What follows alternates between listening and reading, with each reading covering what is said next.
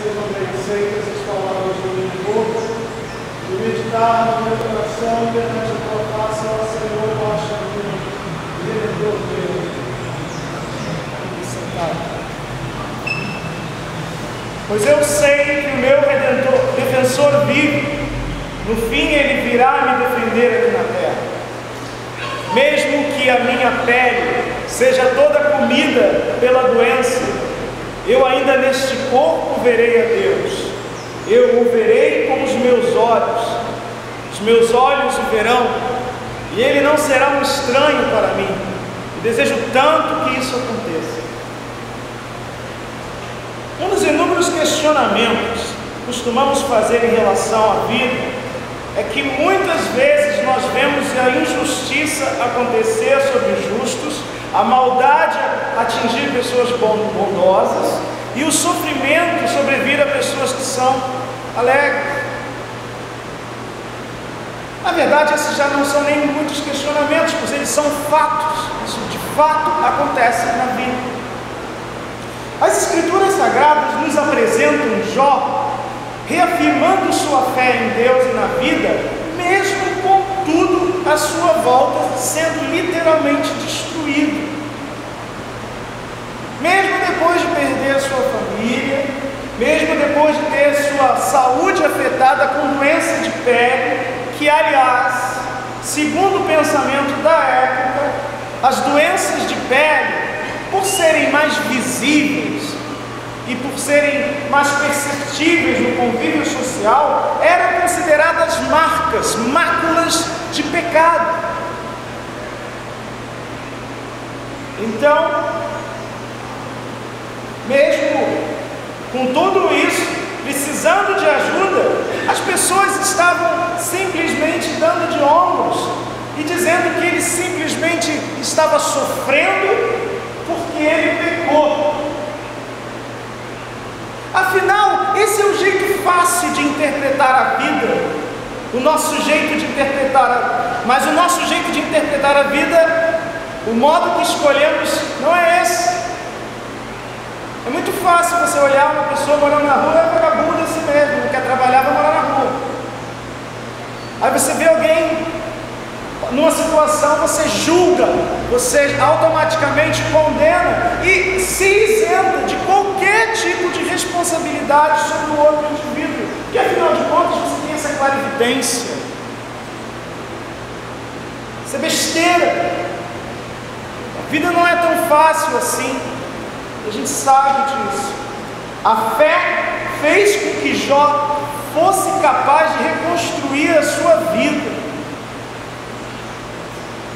Vamos falar um pouquinho de vida. O conceito de vida que nós temos herdado da cultura judaica cristã, né? E está diretamente ligado a sangue e procriação, manter linhagens, essas coisas. Isso ficou muito forte veio da cultura judaica com muita força. O cristianismo tentou quebrar isso no seu início, mas isso perpetuou-se no cristianismo de uma forma ou de outra. A crença na vida após a morte, ao contrário do que algumas pessoas pensam, não era uma coisa muito comum entre os judeus, não. Não eram todos os judeus que criam nisso. Por isso a necessidade de buscar a salvação nesse plano, nessa vida.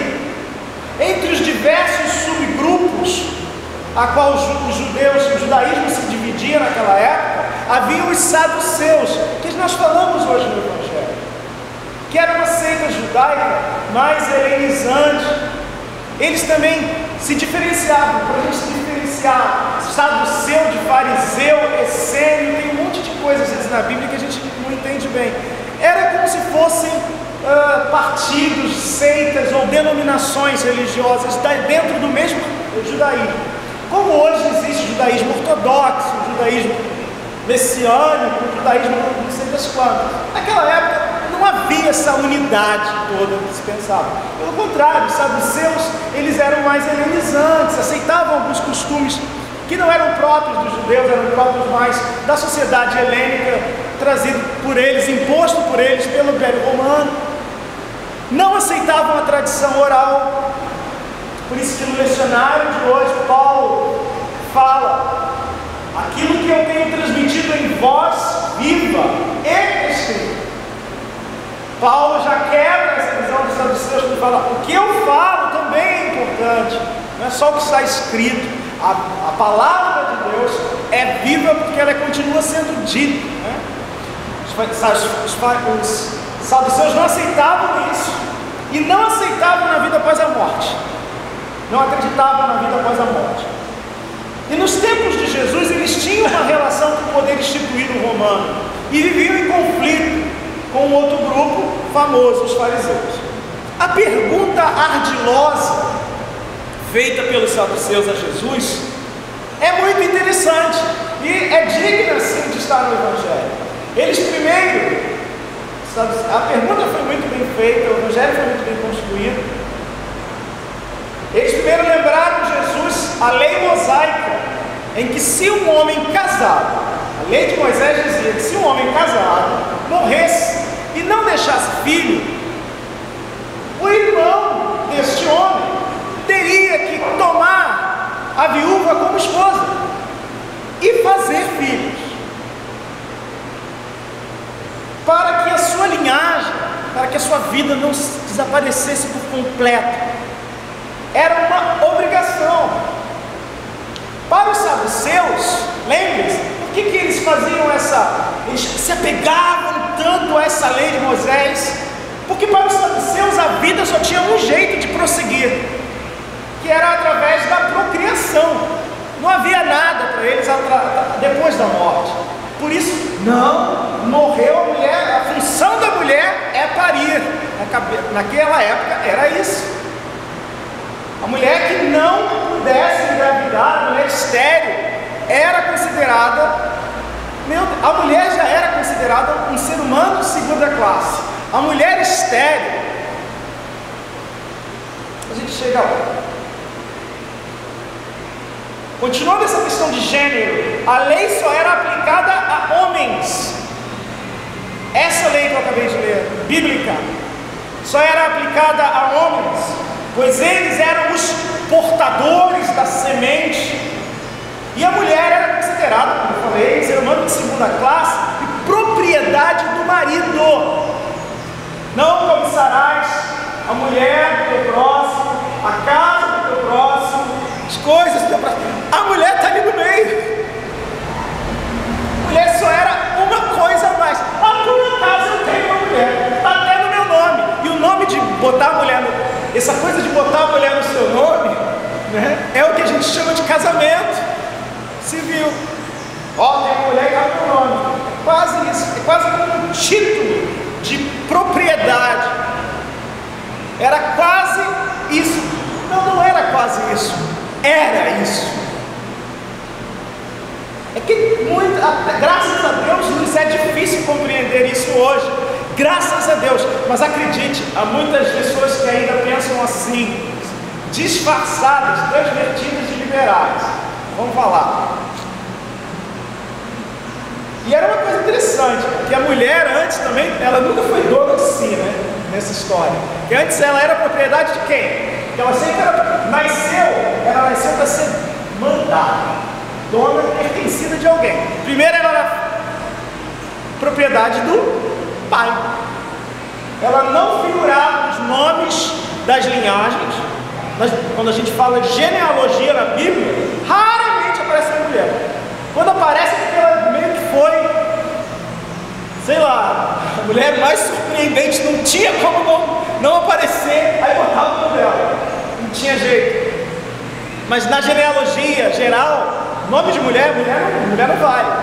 É o primeiro filho macho, o primeiro filho que vai poder gerar o quê? Vida. Para eles era muito importante, a vida era isso. Bem, pela graça de Deus, estamos em pleno século XXI, pertinho já do fim do calendário litúrgico, prestes a entrar no ano novo cristão, e eu creio que todos aqui podem dizer comigo que as coisas mudaram um pouquinho desde então. Infelizmente, quando eu falei que as coisas mudaram um pouquinho, eu não estava sendo sarcástico. Porque as coisas mudaram um pouquinho, visto o que precisa ainda ser feito. Não há muita diferença em ler os jornais, e eu faço todos os dias, todos os jornais, todas as manchetes, e muitas vezes ler passagens das Escrituras Sagradas. O ser humano não evoluiu tanto assim, não, embora eu esteja lendo num tablet grandes coisas. Papel, é o papiro de hoje. O pensamento não é muito diferente. A resposta de Jesus foi que aqueles que ressuscitam se tornam como anjos, como crianças de Deus. Eles não se casam porque não morrem mais. Olha só, Jesus, eles não se casam porque não morrem mais. Por que ele fez questão de associar, de fazer essa alfinetadinha? Foi alfinetadinha. Porque para o saduceu, o casamento era só a procriação. Era só isso. Mas se não existe mais, não existe mais morte, então por que vocês estão preocupados em casar, saduceus? Essa foi a grande sacada de Jesus, a grande sacada da resposta de Jesus, muito interessante. Note que o amor romântico, que hoje é um dos elementos importantes na construção de um matrimônio, sequer é mencionado. O casamento era compulsório, o filho do defunto tinha que casar com a cunhada, por bem ou por mal. Sentimento, não existia nada disso. Para os saduceus, vida só se prosseguia através da procriação, e o método correto de procriar era o casamento, e Deus vai desconstruir essa visão. Jesus desconstrói isso. Infelizmente sabemos que o casamento foi e é maculado de diversas formas, e a pior delas é quando existe falta de respeito à integridade e na integralidade entre os cônjuges, quando ambos não realmente se enxergam num desnível. Olha, olhar o outro como igual não significa que ele seja igual a você. Eu não sei se vocês querem entender o que eu quero dizer. Significa dizer que ele tem os mesmos direitos. Ele tem o direito de gozar da mesma plenitude que você tem. E seja em qualquer relação, numa amizade, num trabalho, num matrimônio, alguém se coloca como alguém que tem mais direitos do que o outro e tenta sobrepor e dominar o outro. Nós não temos mais respeito à integridade e na integralidade. E aí, o casamento é maculado. A lei brasileira já reconhece o casamento civil de homoafetivos. Isso é uma grande evolução, pois nós já aprendemos que casamento é um contrato onde duas pessoas de livre e espontânea vontade decidem construir uma vida em comum e viver em mútua responsabilidade, cuidando e servindo do outro. A gente pode dizer isso. Na sociedade moderna, uma das perguntas que eu faço é de livre e espontânea vontade. Quer se casar com ele, a pessoa tem que manifestar intenção de construir algo com a outra pessoa. Já não é mais algo imposto. Não é na letra da lei, na prática, a gente sabe que a vida é diferente. Todo mundo lá sabe, tem as classes sociais, não se misturam não, estão muito bem separadinhas sim. Vai ver os sobrenomes. Eu sou dentista, trabalho na favela. Eu fico olhando os sobrenomes, porque eu me formei em história, abandonei, fica aquele gostinho, né? Fico, né? Muito bem divididinhas as camadas sociais, nada mudou, só está tudo numa maquiagem diferente. casamento é isso. E outra coisa, casamento para a procriação. Olha, vou dizer uma coisa para vocês, de coração, como padre e pastor de vocês aqui desta auditoria. O Brasil e o mundo já está super populoso. A família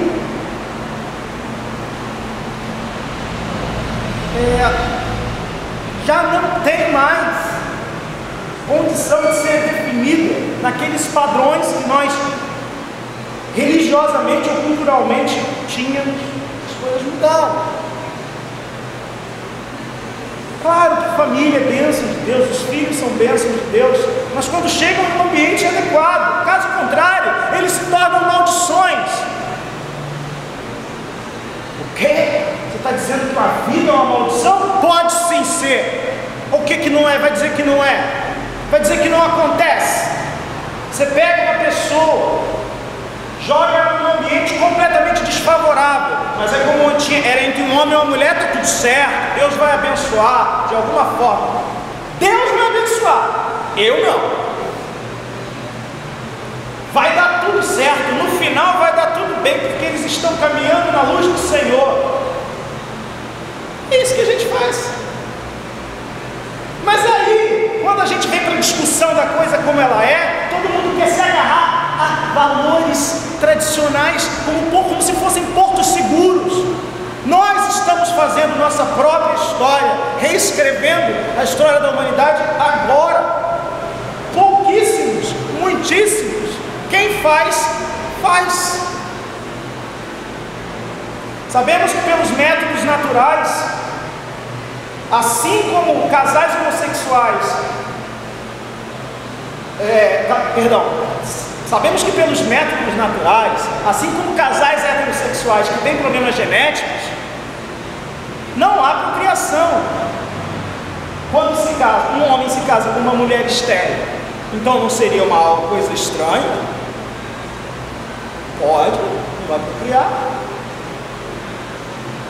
E aí a gente volta para o contraceptivo e, pelo amor de Deus, eu não vou nem entrar nisso. Pula isso. Então, será que uma pessoa que não é capaz de procriar, ela não é capaz de amar? Uma pessoa que não é capaz de amar, não é capaz de ter um casamento feliz? E quantas pessoas que decidiram permanecer solteiras, elas estão descumprindo algum mandamento bíblico de procriação? São todas infelizes porque não procriaram? Toda mãe é feliz? Toda mulher nasceu para ser mãe? Todo homem tem vocação para ser pai? Todo mundo tem vocação para uma vida a dois?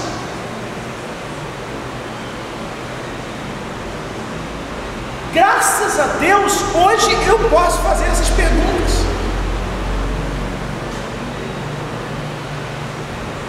Nós costumamos chamar a Deus de Deus de Abraão, Deus de Isaac, Deus de Jacó, mas essas pessoas morreram.